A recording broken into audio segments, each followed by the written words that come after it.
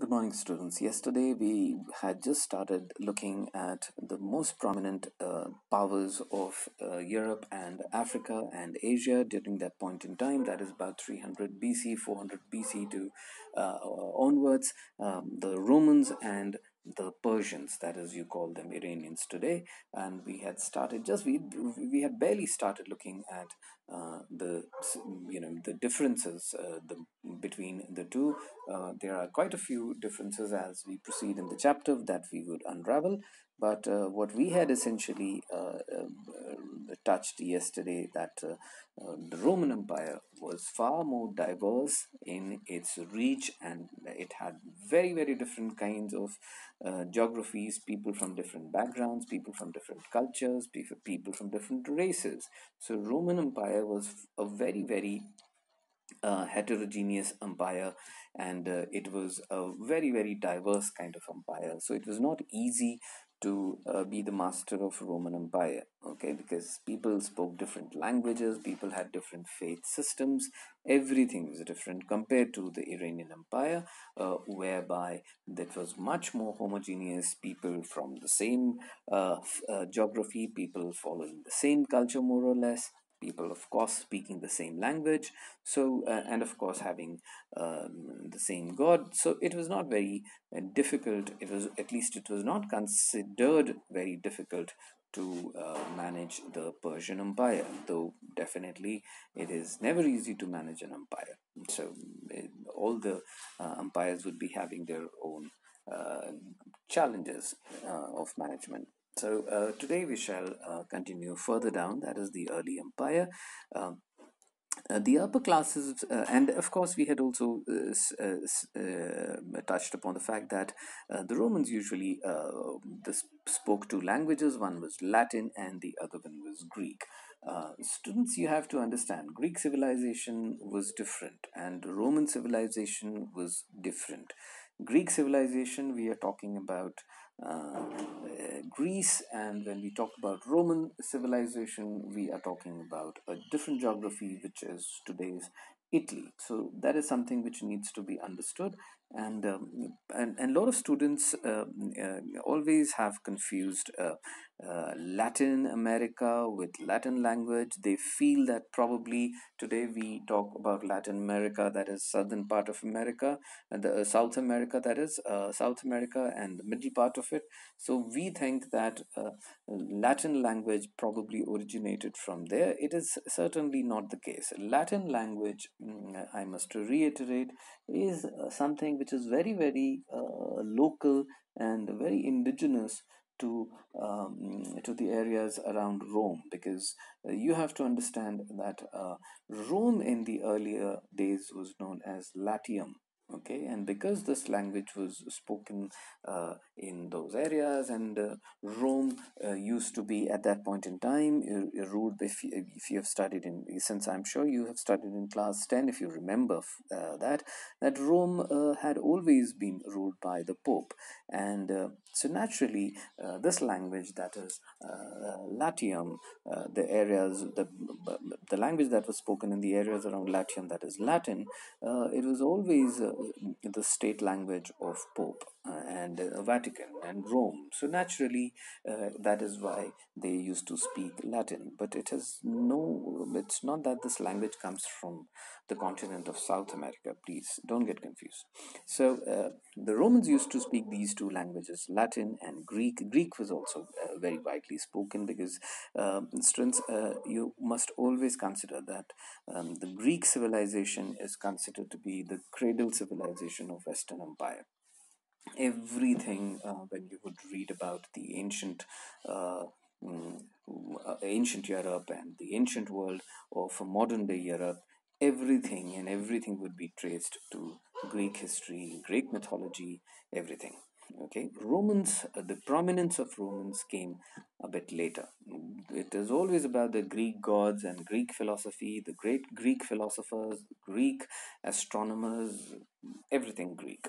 Okay, so naturally it was very influential in the period that we are talking about, that is 2500 years ago. Naturally, the Greeks were extremely influential in terms of whatever they did, what their statecraft and everything. But since we are talking about Romans here, let's get back here. So the upper classes of East spoke and wrote in Greek, those of the West in Latin, and the boundary between those broad range areas ran somewhere around middle of the Mediterranean between the African provinces of Tripoliantia, and which was Latin speaking, and Crenacia, which was Greek speaking. Students, these places today are in the North African country of Libya. Okay, yes. Tripolitania, as you see today, happens to be the capital of Libya, that is Tripoli. It's a sea coast, yes. And all those who lived in the empire were subjects, and as we had studied, Roman Empire had its boundary in the river of Danube and Rhine in the European continent, and the Sahara Desert in the southern side, that is uh, North Africa, beyond which there was only desert. So Romans never pushed further down in the continent of Africa. Okay, and of course they had large areas under their control even in West Asia. So the regime established by Augustus, the first emperor in 27 before Christ, was called the Principate. Although Augustus was the sole ruler and really the sole source of authority, the fiction was kept alive, and he was actually only the leading citizen, not the absolute ruler. But this was done out of respect for the Senate, the body which had controlled Rome earlier. Students, all of you have heard of the most famous Roman emperor, that was Julius Caesar, and why he was assassinated. And the most important reason for his getting killed and assassinated by his own uh, friends within the empire was that he was interested, and because he had become the most powerful man in the Roman Empire, and he was a military general, of course, and the senators did not like it because they felt that Rome was a pure republic where the power was divided with among different institutions. There was no system of a supreme monarch or a supreme ruler who would have all the powers in his grasp.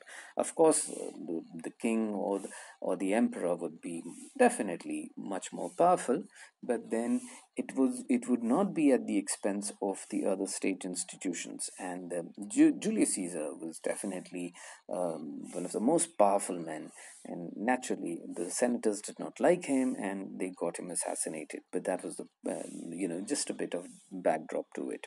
So this conflict had always been there, because more and more powerful people, and or rather the emperors, were gaining position in Rome, and it was all uh, at the expense of the senators, because they were accumulating more and more power, and it was all at the expense of this institution of Senate, and naturally it was resented by the senators. And this is what this paragraph is about. So it was this is about the politics. The Senate had existed in Rome for centuries and had been representing the aristocracy, that is the wealthiest families of Rome, and later of Italian descent, mainly landowners. Mostly, students, you'll have to understand when you're reading about the Roman Empire, then it will have to be you would have to understand how the power politics worked in Roman Empire.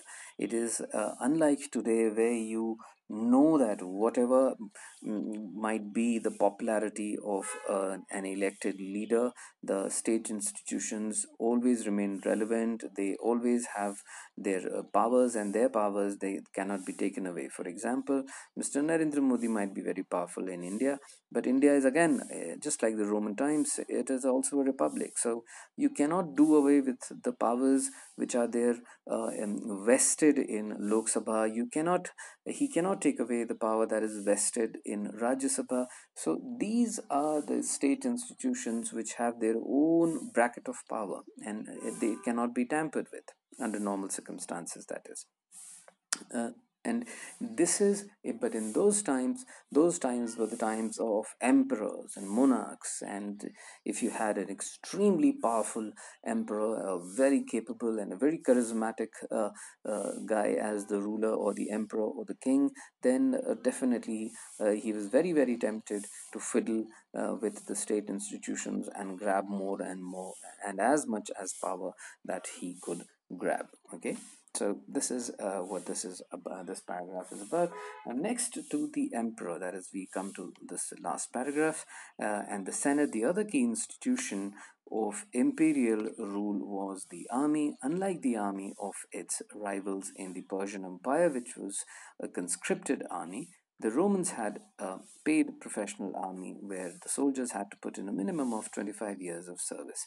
Students, what is a conscripted army? As it is written, a conscripted army is one which is forcibly recruited. Military service is compulsory for certain groups or categories of the population. So, what they are here saying is that the Persian army, that is the Iranian Empire, the army of the Iranians, that was a forcibly recruited army where the young of every family had to be one of the young of the every family had to be the soldier in the Iranian army. There was no option, even if his father, probably, if he had a business of something, if he was a farmer, whatever he was, he had to be part of the Persian army as well. So most of the times it was recruited and forcibly and naturally.